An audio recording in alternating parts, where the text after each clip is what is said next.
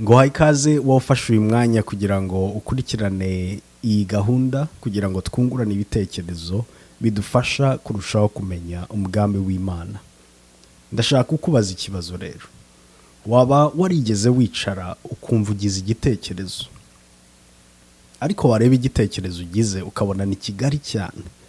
Wakwicara watekereza ibyo kigusaba ukabona ni binini birakuruta, ndetse ukabona abantu benshi, urutonde rw'abandi bantu benshi bashobora kubikora kuruta uko wowe wabikora. Ibyo bikaguca intege, bigatuma wumva udakwiriye, ndetse rimwe na rimwe bikaba bishobora kugutera kwicara ukarambya, ukumva ko ntacyo ushoboye, ukumva ubusobanuro bw'ubuzima bwawe.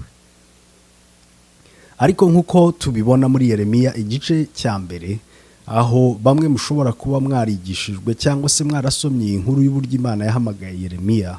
Imana ntitoranya abantu kuko bafite ubushobozi, ahubwo ishoboza abo yatoranyije.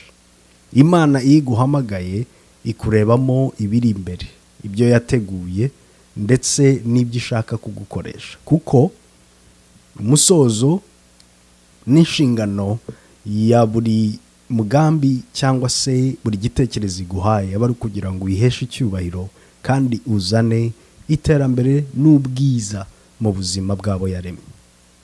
Uyu munsi rero ndagira ngo ngusangize ibintu bitatu cyangwa se bine, bitewe n'uburyo ushobora kubisobanura, bishobora kugufasha kumenya ndetse no kwizera no guharanira kugera ku gitekerezo Imana iguhaye nubwo cyaba ari gitoya.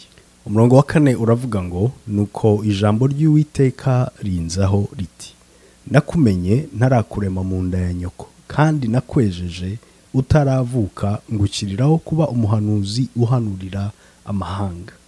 Imana irakuzi kandi ikuzi n'igihe wowe utekereza ko utari umuntu, udashoboye, nta nararibonye, ntacyo uzi, ntacyo wakwigezaho. Imana irakuzi. Ikintu cya mbere rero ukwiye kumenya mu buzima bwawe nuko Imana yagutoranije. Kugutoranya ntago yabanje kugisha inama abandi bantu, kuko imwe mu ngorane tugira ni uguha agaciro cyane ibyo abantu badutekerezaho, ibyo abantu baturebaho, ibyo abantu batubwira, ibyo ababyeyi bakubwiye kudashoboye, kuri ikigoryi, ko ntacyo uzigezaho, kurwo rugo utazarushobora, ko Imana itaguhamagara. Ndetse uretse abantu, hari n'andi majwi menshi tugenda twumva atubwira ko tudakwiriye. Ariko Imana umuremyi wawe irakuzi kandi yaragutoranije kuva kera kose. Rero menya ko Imana ariyo itoranya, yaragutoranije. Urabona Yeremiya aravuga ngo nuko ijambo ry'Uwiteka rinzaho. Ntago ari Yeremiya wirukanse ngo abwira Imana ati wanganirije, wambwiye n'iki, wandemeye. Ijambo ry'Uwiteka ryamujeho. Imana niyo idushaka, niyo idusanga aho turi. Yego, bamwe yadusanze mu byaha, abandi yadusanze mu ngeso zacu mbi, abandi yadusanze mu kwiheba, abandi yadusanze mu biyobyabwenge, abandi yadusanze mu ikintu cyose kibi. Uzakubwira ko Imana yamusanze we ari intungane, ameze neza, nta kibazo, nta cyakeneye ko Imana yamukoraho, uzabitekerezaho kabiri, kuko icyo ubwacyo ni ikibazo. Umva ikibazo Yeremiya yabajije ku murongo wa 6. Nuko ndavuga nti, nyamuneka Nyagasani Yehova, dore sinzi kuvuga ndi umwana. Izi ni inzitwazo dutanga. Sinzi kuvuga, sindi intungane, nta bumenyi mfite, sinakuriye mu muryango wa Gikristo, yewe nakuze mpaka na Kristo, nakoze ibyaha, sinzi ko nababarirwa. Ibi ni ibintu byinshi bitandukanye n'iby'Imana itureba. Imana niba igusanga aho uri ikagutoranya, ibi ni ikimenyetso kigaragaza urukundo rwayo, ni ikimenyetso kigaragaza imiterere y'Imana. Kenshi dukunda gusobanura ngo ni ubuntu bw'Imana, birenze ibyo we wakwikorera, birenze ibyo watekereza. Imana ikubonamo ibyo abantu batakubonamo. Umva rero ku murongo wa 7 hatwereka neza icya gatatu ukwiye kumenya. Usibye kuba Imana igusanga aho uri ikaba ariyo igutoranya, umurongo wa 7 aravuga ngo, ariko Uwiteka arambwira ati, wivuga uti ndi umwana, kuko abo nzagutumaho bose uzabasanga, kandi icyo nzagutegeka cyose nicyo uzavuga. Umurongo wa 8, ntukabatinye kuko ndi kumwe nawe kugira ngo nkurokore, niko Uwiteka avuga. Imana imaze kudusanga aho turi ikadutoranya, idushyira ahakwiriye. Ahakwiriye ni aho ngaho iguhamagariye ndetse ni naho ishaka ko ugera. Twatangiye dukoresha igitekerezo. Igitekerezo gishobora kuba kigaragara ko ni cyiza, cyagirira n'umumaro abo muturanye n'abo muri kumwe, ariko wareba mu mateka y'abagerageje bose ukabona byaranze. Bamwe bakavuga ngo keretse nimutse nkava nkajya hariya niho hari amahirwe menshi. Abandi bashobora kuvuga ati none se ko ntabyigiye nabishobora nte, ko n'ababyigiye bibananira. Ariko ndagira ngo urebe mu mateka y'isi, abantu bakomeye n'abantu bageze ku bintu bikomeye ni abantu bemera guhangana n'ibyo abandi bavuga ngo ntibishoboka cyangwa se biragoye. Iby'ubushakashatsi, ibyo abize bafite impamyabumenyi n'impamyabushobozi by'ikirenga badashobora guhangana nabyo, abantu biyemeza gufata iryo yerekwa bahawe, icyo gitekerezo nubwo gishobora kuba ari gitoya, barakirukankana, ahubwo bamwe bakazisanga ba bandi bize cyane ari abakozi babo. Urwo ni urugero nguhaye.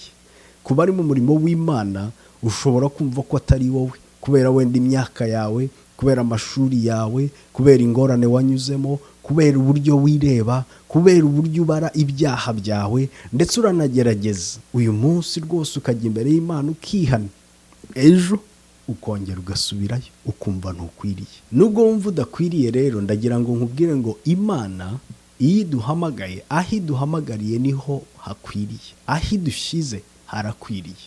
Hashobora kuba hatakwemera, abantu bashobora kuba nta cyiza bakubonamo, ariko aho uri niho hakwiriye. Imwe mu ngorane rero tugira ndetse ikanatugora guhangana nayo, niyo kubura inararibonye, kumva ko udakwiriye cyangwa se udashoboye kuko nta nararibonye ufite. Ariko ndagira ngo nkubwire wenda nk'urugero, hari abantu bavuga ngo ngewe kugira ngo mvuge ngo nkorera Imana ngomba kuba mbwiriza, ngomba kuba mfite stage ndiho, ngomba kuba mfite abantu bankurikira, ngomba kuba mfite ibi byose tukabibara.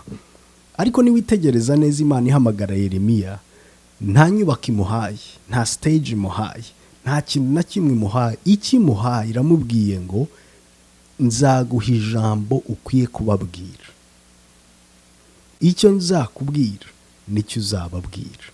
Mu yandi magambo, ntabwo uzavuga ibyawe, uzavuga ibyo naguhaye.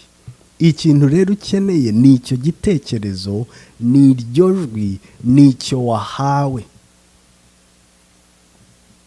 Naho ubundi ibindi biraza bikagenda. None se urwo rusengero, iyo stage uhagazeho nisenywa, nitaba ikiriho bizahagarara? None se nutangira umushinga, ugatangira ubucuruzi, ugahomba, uzavuga ngo biranze kuko nahombye? Baza babigezeho, barakubwira ko babikoze inshuro nyinshi. Hari abasetswe, hari ababwiwe ko ibyabo nta kigenda, hari ababwiwe ko bitazashoboka, hari abagerageje imyaka n'imyaka bikanga.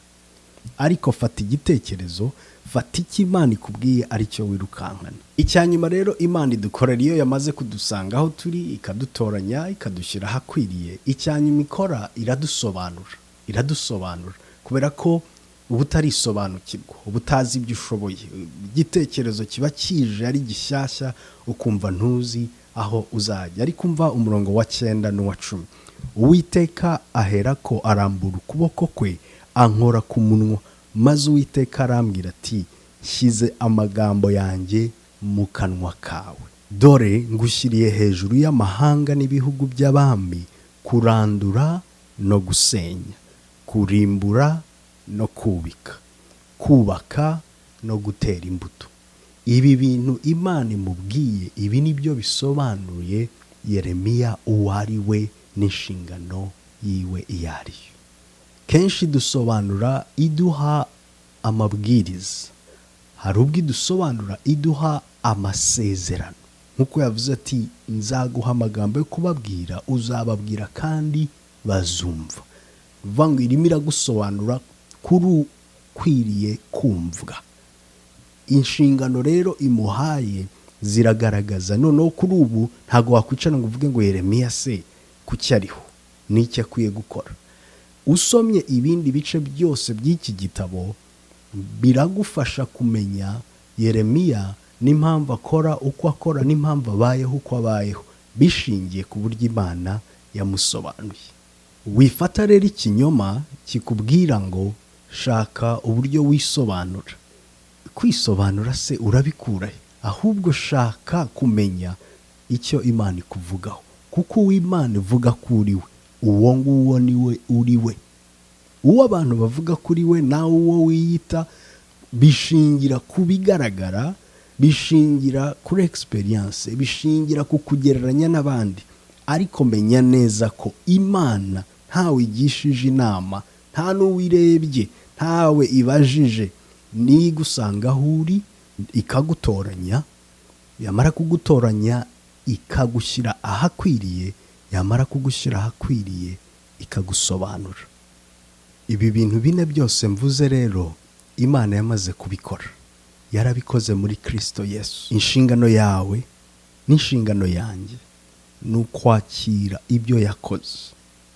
Iyo niyo nshingano ufite. Genda rero ukora uwo mukoro wo kwakira ugutoranywa n'Imana, wo kwakira ugusobanura Imana yashyize ku buzima bwawe, ndetse wemere n'aho yagushyize ube uw'umumaro aho uri. Imana ibahe umugisha, mugire umunsi mwiza, naho utaha.